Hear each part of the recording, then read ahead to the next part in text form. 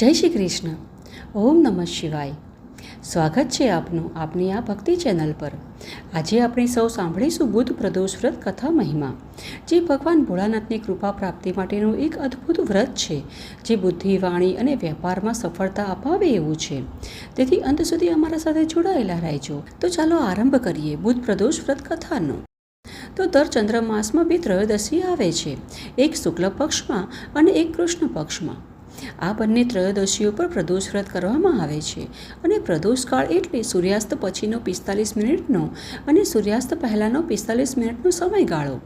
આમ જ્યારે ત્રયોદશી તિથિ અને પ્રદોષ કાળ ભેગા થાય ત્યારે ભગવાન શિવની પૂજા અત્યંત ફળદાયી બની જાય છે.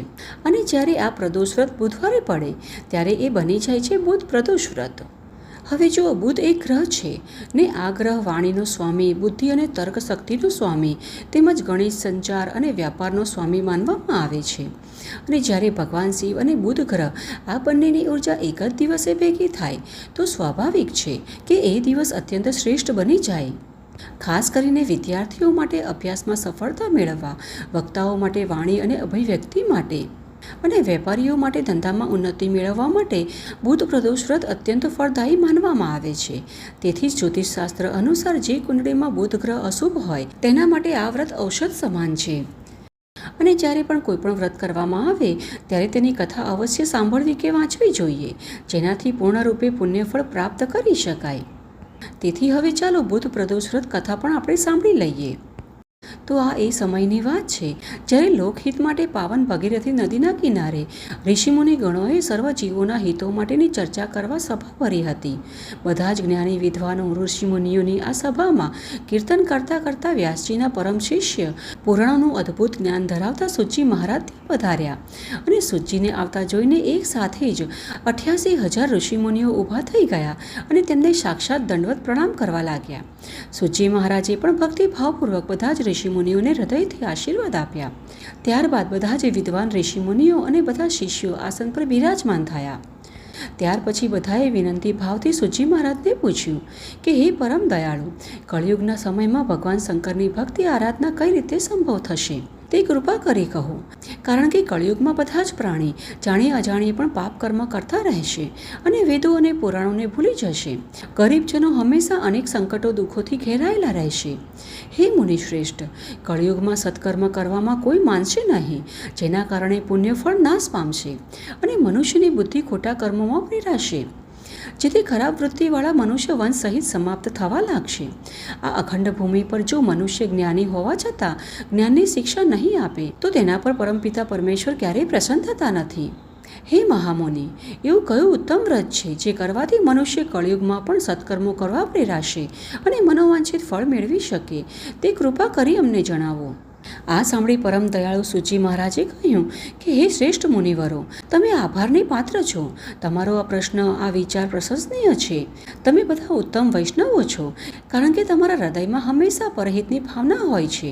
તેથી જ હે સૌનક તેમજ અન્ય ઋષિગણો, આજે હું તમને એવા વ્રતનો મહિમા કહીશ કે જેના દ્વારા બધા જ પાપોનો નાશ થાય છે, ધન વૈભવમાં વૃદ્ધિ કરનાર, દુઃખોનો નાશ કરનારું અને સંતાન પ્રાપ્તિ માટે ઉત્તમ તેમજ મનોવાંછિત ફળ આપનાર આ વ્રત છે, જેનો મહિમા ભગવાન શંકરે માતા સતીને સંભળાવ્યો હતો. અને તેના દ્વારા મળેલા પરમ શ્રેષ્ઠ ઉપદેશ મારા પૂજનીય ગુરુજીએ મને સંભળાવ્યો હતો, જેને આજે હું આ શુભ ઘડીએ તમને સંભળાવી રહ્યો છું.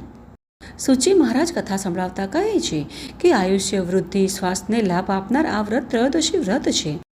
આ વ્રત વિધિવત રીતે કરવા સવારે વહેલા ઉઠી નિત્ય કર્મમાંથી પરવારીને ઉપવાસ રાખી શિવજીનું ધ્યાન ધરી તેમની પૂજા કરાય છે. પંચામૃતનો અભિષેક કરી શિવજીની આરાધના કરવી અને પ્રાર્થના કરવી તેમજ દાન પુણ્ય દક્ષિણા દ્વારા આ વ્રત કરાય છે. ત્યાર પછી પ્રદોષકાળ દરમિયાન પણ વિધિવત ભગવાન શંકરની પૂજા કરવી, હોમ કરવો અને બને તો મૌન વ્રત ધારણ કરવું. તેમજ આ દિવસે વ્રત કરનારે જમીન પર સૂવું નહીં, એકટાણું કરવું, જેથી બધા કાર્યમાં સિદ્ધિ મળે, સર્વ સુખ, ધન, આરોગ્યની પ્રાપ્તિ થાય. આ પ્રકારે પ્રદોષ વ્રતની વિધિ કહેતા સૂચિ કહે છે કે હે મુનિવરો, આ વ્રત જે હું તમને કહી રહ્યો છું તે સૌપ્રથમ ભગવાન શંકરે સતી માતાને કહ્યું હતું. ત્યારે ઋષિ મુનિઓએ કહ્યું કે હે મુનિવર, તમે બધા જ પ્રશ્નોનું નિરાકરણ કરનારા આ વ્રત વિશે તો કહ્યું, હવે કૃપા કરી કહો કે આ વ્રત કોણે કર્યું હતું અને તેથી તેને શું ફળ પ્રાપ્ત થયું. ત્યારે શ્રી સુતજી મહારાજે બુધ પ્રદોષ વ્રતની કથા સંભળાવી, જે આજે આપણે પણ સાંભળીશું. આ પ્રદોષ ત્રયોદશી તિથિ જે વારના દિવસે આવે છે તે વારનું જ પ્રદોષ વ્રત કરીને તે દિવસની જ કથા સાંભળવી અતિ શુભ કાર્ય નીવડે છે. આ પ્રકારે શ્રી સુતજીના કહ્યા અનુસાર પ્રાચીન કાળમાં એક નગરમાં એક પુરુષ નિવાસ કરતો હતો અને થોડા સમય પહેલાં તેના વિવાહ થયા હતા. વિવાહ પછી કેટલાક દિવસો બાદ તે પુરુષ ગૌના માટે પોતાની પત્નીને લેવા સાસરે પહોંચ્યો. હવે તે બુધવારના દિવસે પત્નીને વિદાય કરાવવા પોતાના સાસરે જઈ ચડ્યો. તેના સાસુ, સસરા, સાળા તથા અન્ય સગા સંબંધીઓએ તેને કહ્યું કે બુધવારના દિવસે પત્નીને વિદાય કરીને લઈ જવાય નહીં, તે અશુભ મનાય છે. પરંતુ તે જમાઈએ સાસુને કહ્યું, આવું કંઈ ના હોય, આ બધું અંધશ્રદ્ધા છે. હું તો બુધવારના દિવસે જ મારી પત્નીને ઘરે લઈ જઈશ. આમ વારંવાર સમજાવવા છતાં પણ જમાઈએ પોતાની હઠ ન છોડી, જેના કારણે અંતે વિવશ થઈને તેના સાસુ સસરાએ પોતાની પુત્રીને તેની સાથે બુધવારના દિવસે જ વિદાય કરી દીધી. હવે તે બંને નવવિવાહિત દંપતી બળદગાડામાં બેસી પોતાના ઘર તરફ જવા નીકળ્યા અને એક નગરથી થોડા દૂર ચાલ્યા ત્યારે રસ્તામાં પત્નીને તરસ લાગી. હવે પતિ એક પાત્ર લઈ તેના માટે જળ લેવા ગયો અને જ્યારે તે પાછો આવ્યો ત્યારે તેણે જોયું કે એક અજ્ઞાત વ્યક્તિ તેની પત્ની માટે લોટામાં જળ લઈને આવ્યો છે અને તેની પત્ની તે જળ પી રહી છે. સાથે જ તે વ્યક્તિ સાથે તે હાસ્ય વિનોદ કરતા કરતા વાતો કરી રહી હતી. હવે આ દ્રશ્ય જોઈ પતિને અત્યંત ક્રોધ આવ્યો અને તે ક્રોધ કરતા કરતા તે વ્યક્તિની નજીક ગયો. પરંતુ તે વ્યક્તિના નજીક પહોંચતા જ પતિ આશ્ચર્યચકિત થઈ ગયો, કારણ કે તે અજ્ઞાત વ્યક્તિનું રૂપ, રંગ અને શારીરિક બાંધ તો સંપૂર્ણ રીતે તેના જેવું જ લાગતું હતું, જાણે તેનું પ્રતિબિંબ જ હોય. અને આ જોઈ તે બંને જણા લડવા લાગ્યા અને તેમને ઝઘડતા જોઈને ત્યાં વટેમાર્ગોની ભીડ એકઠી થવા લાગી.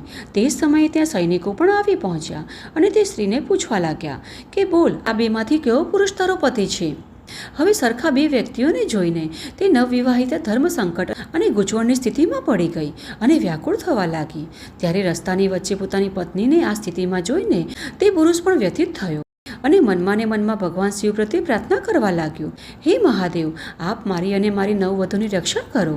મેં બુધવારના દિવસે જ પત્નીને વિદાય કરાવીને અનુચિત કાર્ય કર્યું છે. હે ભોળાનાથ, ભવિષ્યમાં હું આવો અપરાધ કદાપી નહીં કરું. મને ક્ષમા કરો પ્રભુ. ત્યારે ભગવાન શિવે તેની પ્રાર્થના સ્વીકાર કરી અને તત્ક્ષણ તે અજ્ઞાત વ્યક્તિ ત્યાંથી અંતર્ધ્યાન થઈ ગયો. ત્યાર પછી તે પતિ પોતાની નવવધૂને લઈને સહી સલામત પોતાના ઘરે પહોંચ્યો. તે ઘટના પછી પતિ અને પત્ની બંને વિધિ વિધાન સાથે શ્રદ્ધાપૂર્વક બુધ પ્રદોષ વ્રતનું પાલન કરવા લાગ્યા. તો એથી શ્રી બુધ પ્રદોષ વ્રત કથા સંપૂર્ણ. તો આ હતી આજની અમારી બુધ પ્રદોષ વ્રતની કથા મહિમા અને અમને આશા છે કે આ કથા તમને સારી લાગી હશે. જો આ કથા તમને થોડી પણ સારી લાગી હોય તો તેને લાઇક કરજો અને તમારા મિત્ર અને પરિવારમાં પણ શેર કરજો. સાથે જ આવી વૈદિક અને પ્રમાણભૂત કથાઓનું શ્રવણ કરવા હેતુ હજી સુધી તમે આ ચેનલને સબસ્ક્રાઈબ નથી કરી તો કૃપયા કરી લેજો અને નીચે બતાવેલા બેલ આઇકનને પણ પ્રેસ કરીને રાખી લેજો, જેથી કરી અમારા દ્વારા આવનારી આવી જ વૈદિક અને પ્રમાણભૂત કથાઓ તમારા સુધી સરળતાથી પહોંચી શકે અને અંતે ભોળાનાથ તમારી ભક્તિ સ્વીકાર કરે. હર હર મહાદેવ. જય શ્રી કૃષ્ણ.